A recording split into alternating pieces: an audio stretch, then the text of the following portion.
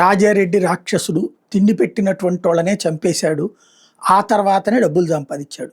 రాజశేఖర రెడ్డి కుటుంబం మీదనా లేకపోతే జగన్ కుటుంబం మీద నిరంతర విష ప్రచారంలో భాగంగా మళ్ళీ నిన్న ఇంకో మంత్రి వచ్చి press conference Rajareddy. Okay, Rajareddy చెడ్డోడే, దుర్మార్గుడే, పార్థసారథి రెడ్డి చెప్పినట్టు ఇప్పుడు రాంప్రసాద్ రెడ్డి చెప్పినట్టు. మరి ఇంకెందుకు? తర్వాత తెలుగుదేశమే కదా అధికారంలో ఉంది. 83 నుంచి 89 లోపు ఎందుకు అరెస్ట్ చేయలేదు?